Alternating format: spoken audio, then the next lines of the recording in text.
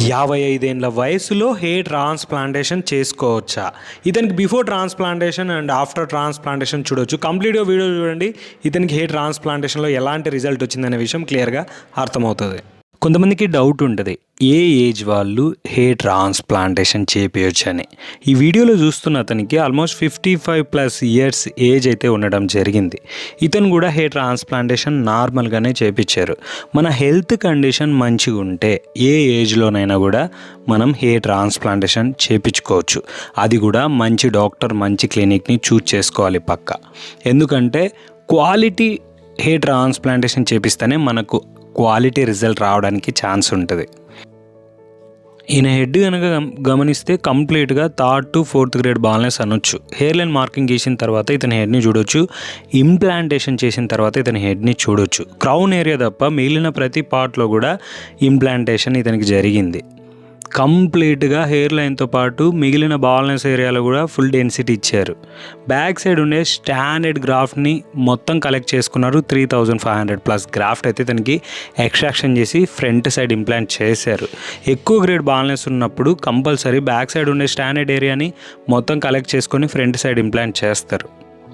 ఇతనికి చేసిన టెక్నిక్ వచ్చేసి బిగ్ ఎఫ్ఈ. కంప్లీట్గా 3500+ గ్రాఫ్ట్ అయితే ఇంప్లాంట్ చేశారు. కాస్ట్ విషయానికి వస్తే ఇతనికి 40 రూపీస్ పర్ గ్రాఫ్ట్ అయితే ఛార్జ్ చేశారు. 3500 × 40 రూపీస్ వేసుకుంటే ఇతనికి ఎంత అవుతుందో అంతవరకు ఖర్చు అవ్వడం జరిగింది. కంప్లీట్గా 1 ఇయర్ రిజల్ట్ ఇప్పుడు మనం చూస్తున్నాం. రిజల్ట్ కనుక మీరు బాగా గమనిస్తే చాలా మంచి రిజల్ట్ రావడం జరిగింది. కంప్లీట్ న్యాచురల్ రిజల్ట్ రావడం జరిగిందని చెప్పొచ్చు. మీరు కూడా రిజల్ట్ చూసిన తర్వాత కామెంట్ సెక్షన్లో చెప్పడం మాత్రం మర్చిపోకండి. నాకు కూడా ఐడియా వస్తుంది ఎలాంటి రిజల్ట్ వస్తున్నాయని. బ్యాక్ సైడ్ డోనర్ ఏరియా విషయానికి వస్తే డోనర్ ఏరియా మ్యాక్సిమం నార్మల్ అయిపోయింది. ఇక్కడ నుంచి హెయిర్ గ్రాఫ్ట్ తీసారా అనేలాగా అనిపిస్తుంది. ఇక కోమ్ టెస్ట్ కనుక ఇతనికి చూస్తే చాలా న్యాచురల్ రిజల్ట్ రావడం జరిగింది. కాబట్టి మీరు క్లియర్గా గమనిస్తే ఎక్కడా కూడా ఇతనికి హెయిర్ ట్రాన్స్ప్లాంటేషన్ చేశారా అనడానికి కూడా లేదు. అలాంటి రిజల్ట్ అయితే ఇతనికి రావడం జరిగింది. ఎందుకంటే ఇతని ఏజ్ ఎక్కువ ఉన్నప్పటికీ బ్యాక్ సైడ్ ఉండేది మాత్రం స్టాండర్డ్ గ్రాఫ్ట్. 3500+ గ్రాఫ్ట్ అయితే ఇంప్లాంట్ చేశారు. ఫ్రంట్ ఏరియా మొత్తం ఇంప్లాంట్ చేశారు, క్రౌన్ ఏరియా తప్ప. క్రౌన్ ఏరియాలో తగిన మెయింటైన్ చేసుకుంటూ వస్తే అది కూడా రికవరీ అవ్వడానికి ఛాన్స్ ఉంటుంది. ఎక్కువ ఏజ్ వాళ్ళు మెయింటైన్ చేయకపోయినా తక్కువ ఏజ్ వాళ్ళు తప్పకుండా మెయింటైన్ చేసుకుంటూ రావాలి. అది కూడా మన జెనెటిక్లో ఎక్కువ గ్రేడ్ బాల్నెస్ ఉంటే.